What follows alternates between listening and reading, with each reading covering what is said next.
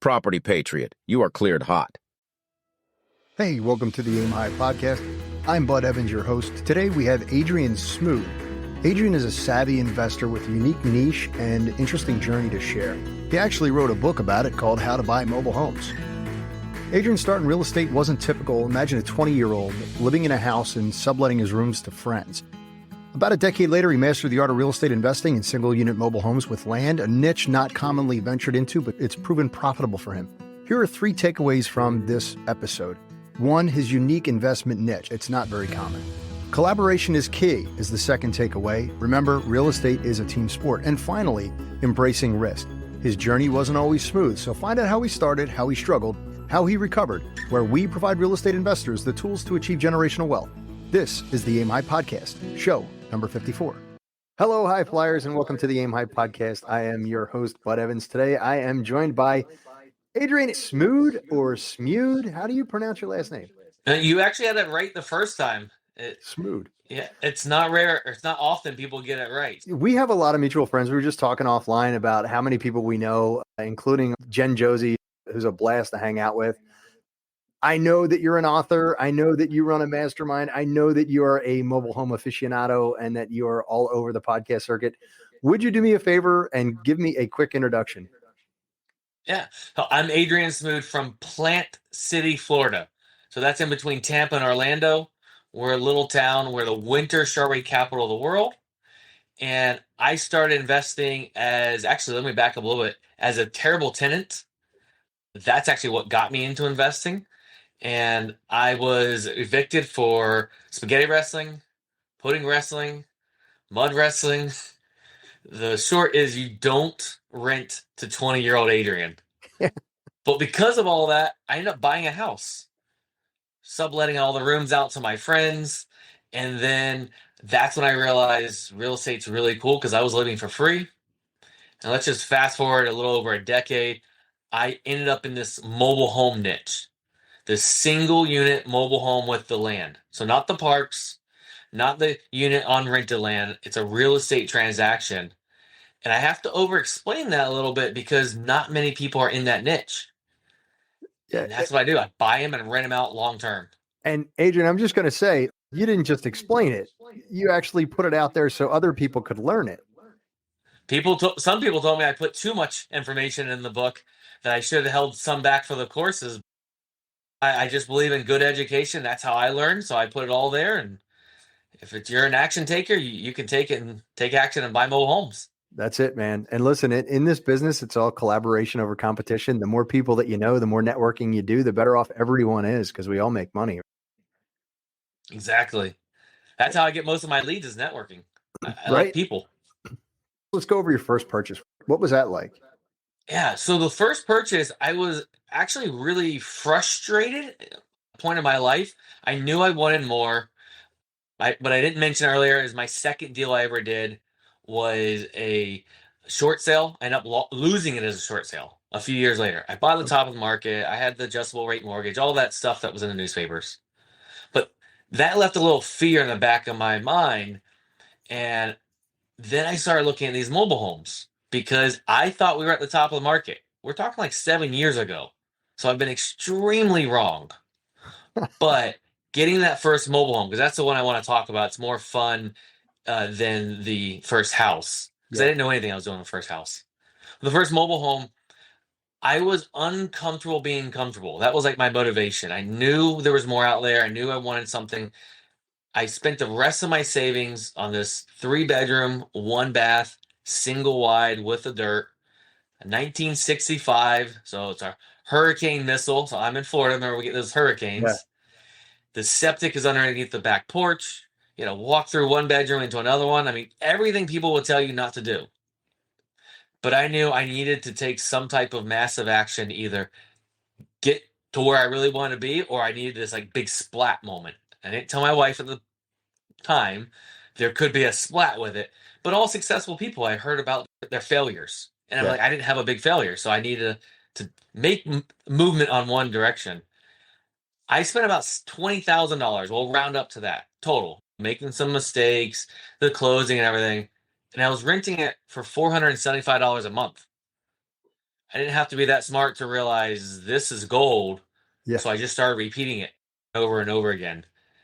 And now I have sold off all of my site built, beautiful corner lot ranch homes to buy mobile homes because of the cash flow.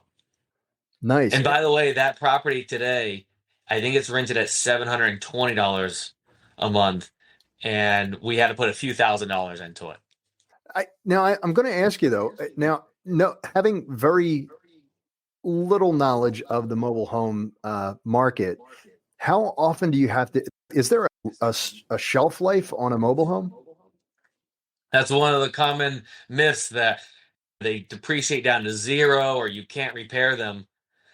Like any home, as long as you take care of it, you can repair it.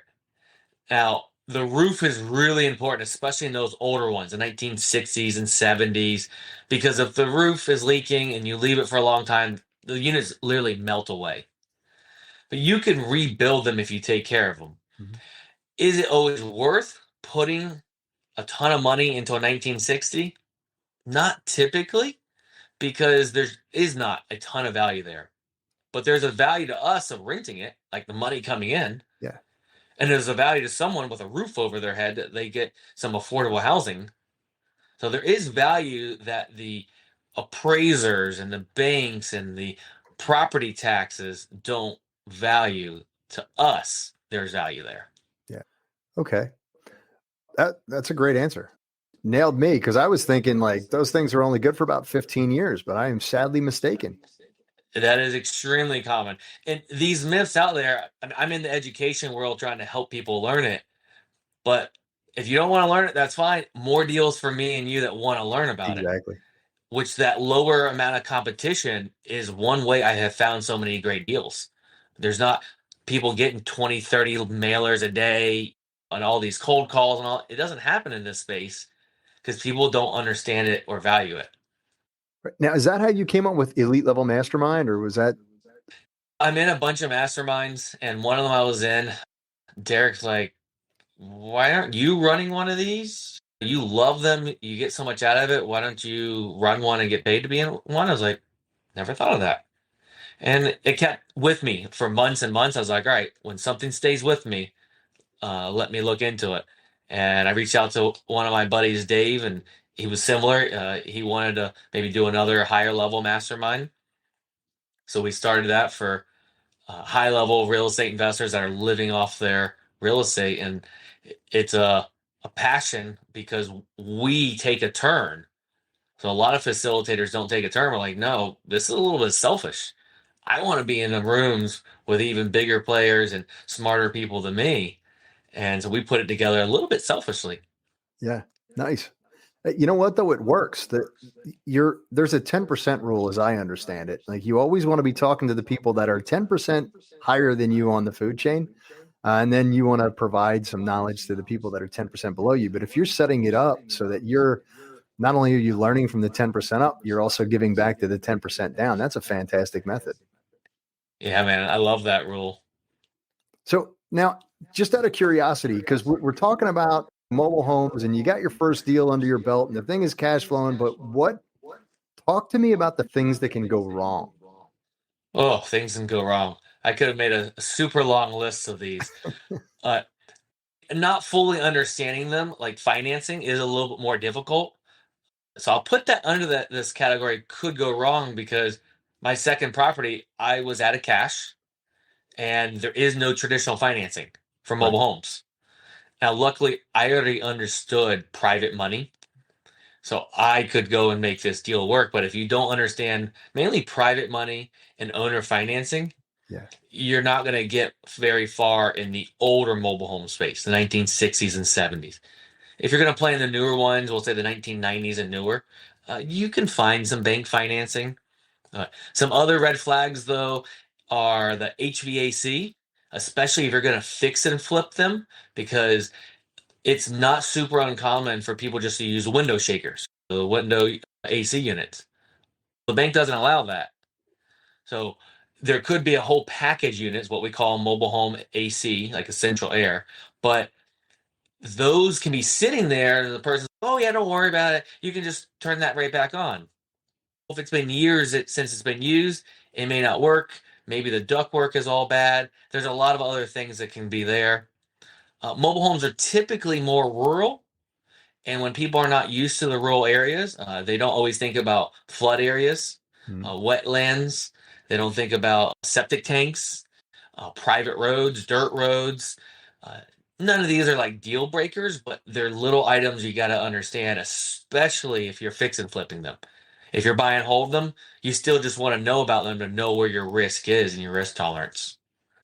Great. You ever have any of them just go completely wrong? Septics seems to be what go the most wrong for me. I'm not scared of septics. Uh, they they just cost money. But I won't do it super in-depth inspection because that's my risk level. But I get a deal with a proper number, so when a septic goes bad in a year or maybe 6 months, 3 years, whatever it is, that the numbers are already there. It goes from a fantastic deal to a great deal, and then it's a property that keeps on giving, is what I call it. I've had two of those in my time. That every time we think it's perfect, then it gives another problem and another problem. Then it goes from a fantastic deal to a good deal. But yeah, mobile homes, they have the more risk. There's insurance problem right now, mainly in Florida. Louisiana's got some of it, but we can't get the old ones insured at all anymore. So the 60s and 70s, we no longer have an option for insurance. I used to be able to, but we have a lot of insurance problems in Florida. We're a laughing stock of the insurance world right now because of our state. That doesn't mean I can't get liability insurance, which is to me the most important. If I can't get coverage on the home, that just means I need to get a better return on my investment because I have a little bit larger risk. Mm-hmm. But most of the country, you can get insurance of some type on a mobile home.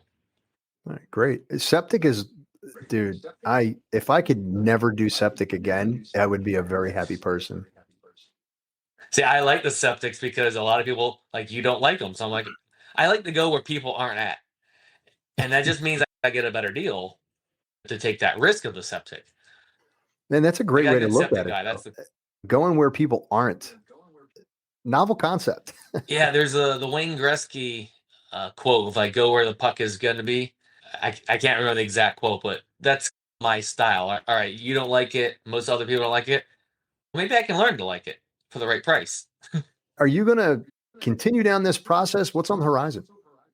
I'm going to keep buying and renting mobile homes forever. Will I do other asset classes? Probably. I'm an entrepreneur, but I'm really good at staying in my lane. There's always going to be people in my area that need help. That's just not going to change. There's not a lot of people helping the people that own, especially these older mobile homes. Now, these days, I'm buying a little bit nicer of a home and owner financing off one of the older ones that are a little bit more work. They make a better return on investment. But today, I'm valuing time a little bit more than money. Through mega growth time, it was get the really high return on my investment, get where I need to be. I love teaching, so I am slowing down the traveling to in person places to teach, but I still love doing that. It's a give back. It's a lot of fun for me, and it's very important that I'm passing on what I learned, what my mentors taught me. And if me and other people and like the podcast here, there's not platforms like this, it dies. And that's Yeah. a shame if any information dies. So yeah, I let me wrap this all up. I have a vision of my life and I have business visions. And my biggest piece on the education side, as long as it stays fun, I'm going to continue doing it. I love having fun. I love getting to meet new people. And I'm very intentional how I set that up. And as long as it stays that way, I'm not changing. I really thank you for jumping on not only onto the podcast, but also into the Aim High Real Estate Investors Network on Facebook, the Aim High REI. I really do appreciate that. I know, there was some trepidation when I, introduced myself to you. I was like, hey, listen, it's a free site. We just go in there and we have conversations. I knew you were an expert in an area, and I figured, man, I got to get you in there. So thank you very much for joining, and hopefully somebody starts providing some value to you so they can get some answers. And I appreciate you setting up the platform for both of the podcast and that group that is a give group. There's some in there that are only about selling people stuff. Yeah. But I don't want to run these so much. So I like, just as I talk about, step in, have fun. I Yeah. didn't have to prep. You have to do all the hard work in the background for the podcast and moderating the groups and stuff. I'm like, I just want to show up and have fun.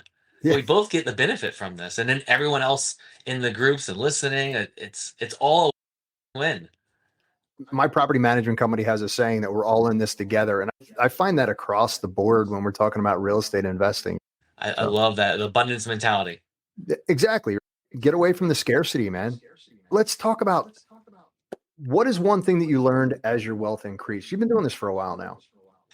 As my wealth increased, I have really learned that the mindset is way more important than the money. And the wealth as we think of it is in the cars and the pretty house and everything. Actually, I sold our primary residence. I'm a tenant myself. I no longer valued mowing the grass and having all of these chores that come with home ownership as I traveled more. Well, I spend most of my time in the study mode of mindset and self improvement, becoming a happier person. I'm very happy now, but I still know that there's a level I don't even understand and I haven't gotten to yet. And if I'm happier, then everyone around me is happier. And I love spreading happiness, sunshine, and joy. That lights me up. So then it's just a self fulfilling. I just keep going and going. As I keep getting feedback, I do even more. So it's the mindset is what's hard, not the business. We can give someone a business in a box, and what stops them and messes them up is what's in between our ears. That's the hard part. At least for me, that's been the really hardest part. That's an awesome point.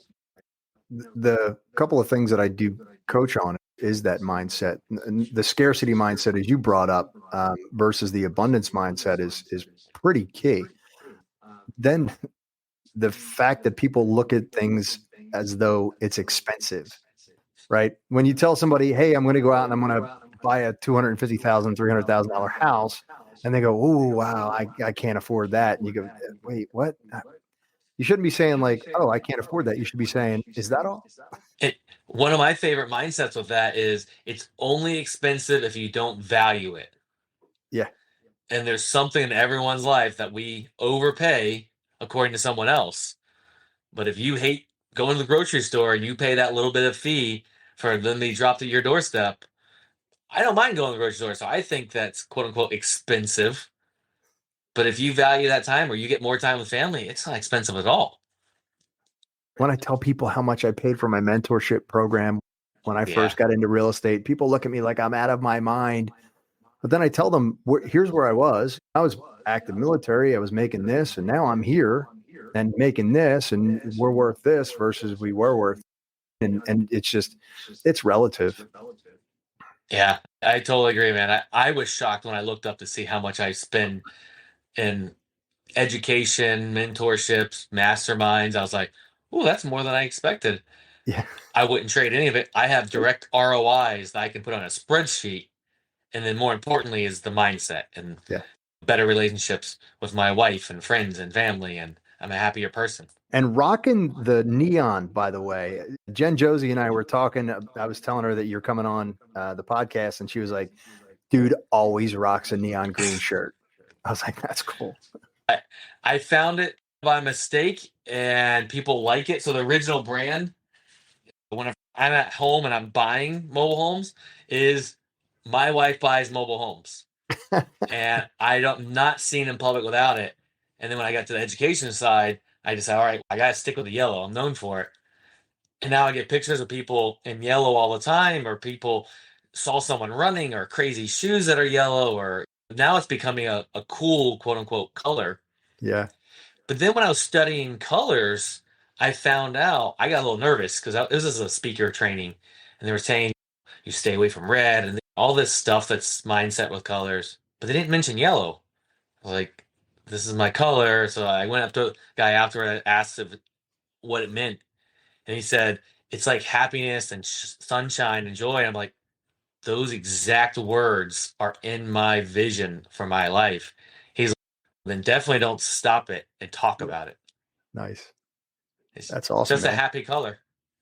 It's perfect, man. It's fitting. Absolutely fitting. And it gets attention, which is what I like. I like some attention. All right, Adrian, we're going to go into the soaring four. These are the same four questions that I ask every guest that can help someone achieve new heights. The first one is, what do you use to keep yourself motivated? Little wins. Uh, so today I had my weekly meeting with my office manager, and we have a section in there of a win. This can be from a resident lives in one of our properties, a student, a seller. But I believe that little section helps us when we're frustrated with maybe the property management or whatever piece it is, hearing that tiny little win. This week, it was one of my students got an offer talked about. It was a creative offer, and it's the first time he got a feedback. Yeah, tell me more about it. That's a huge confidence builder as we're starting. Those keep me going through the tough times, knowing that we're helping people in all pieces of the business. Our residents, when they thank us, no one's ever treated me this way. That's huge. And that's what keeps me going. Nice. What's one thing you learned that completely changed your mindset? I know we already went down that path. I'm going to say The Miracle Morning by Hal Elrod. There's a lot of things I've done, but that is probably one of my most basic. I'm putting quotes behind it. But when I do that, everything's better. Business, life, relationship. I'm a better person. And every once in a while, I get a little off track and I skip pieces of it. But when I do Hal Elrod's Miracle Morning, in my version, which is about an hour and a half long, Oh, because wow. I've expanded it, and I like to read for until meditate. I want extra time. Maybe it's 5 minutes today, and maybe it's 30 minutes. I just Mhm. want that non-pressure time. I'm just a better person, and the world's a better person, a better view I have of the world. What tools do you use to keep yourself on track? My team, we do have two VAs and my office manager. A lot of it is giving them permission to let me know when I'm not on track. And the other really important piece is the vision. I have that written document that I did in a really good mindset, and I give it to people. Every one of my masterminds I'm in, my team has our business vision, so that when I come up with a crazy idea, they're like, "Was this part of the vision?" And we can keep going back to it. And sometimes I have to alter the vision, but other times I'm like, "Bud, you're right. I am getting a little shiny object and squirrel here. This is not what I say I want my life to be like. That's more work than I want." The vision is probably the most important thing in my life when it keeps tracking. Yeah, it keeps you focused, keeps you on track, and having those people that hold you accountable, that's a great tool. And what is one thing that you would change if you had to start all over? I take more massive, imperfect action. I got that from a friend of mine, Bill Murillo, and I'm not the massive overanalyzer, which I know we have a lot of those out there. But I still have found every time that I really start dwelling on a topic and I'm not really sure of the choice, I don't really get better results than taking a little bit of action, failing forward, asking my coach for help or my mastermind groups for help, getting up and keep doing that over and over again. I found that has worked way better than taking months to find this perfect quote unquote solution for it. So the massive imperfect action, but you got to have help because we're planning to fail when we do that. People that don't have help, that's not a good idea. Building the team, the one thing that I found both in the military and out is that you are only as good as the people that you surround yourself with. And coaching hockey, I used to say, we are only as good as our weakest player. So we used to, which I love your Gretzky reference, by the way. And the bottom line was some coaches used their third line as a resting line. And my third line was expected to contribute as much as my first line. I So love as we that. progressed through the ranks, they knew exactly what they were supposed to do. And at one point, I'm not kidding you, I left them out there for 8 minutes and 30 seconds, which in hockey is ridiculously long, usually about 30 to 45 seconds. And these guys were out there just tearing it up for over 8 minutes against the first two lines from the other team. The team is everything. Yeah, I love it. And I have found that ex-military are usually quicker and better investors because you've already learned it through the military. Like Mhm. you have the proven concepts. Us civilians have to learn it the hard way, and we're Yeah. slower. We didn't have someone literally yelling at us to teach us these lessons. So we go and learn it the hard way, the slow way. There were benefits of being in, and there were benefits to not being in. I'm retired now, so everything's all kind of back in the day. But Adrian, I do appreciate your time. If somebody wanted to reach out to you, first off, let me just say that this, if you haven't read this yet, definitely reach out. I'll make sure that the link is in the notes. Also, if somebody wanted to reach out to you, Adrian, how would they do that? You can do it through any of the social media I shouldn't say any, Facebook and Instagram. I'm not young enough to be on every social media, but really, I have my website is lifestyle-rei.com. If you go there and put actually the backslash aim, and then you'll get to a link there that I have a free download PDF that debunks even more myths that we didn't talk about today. And it's just it's a give.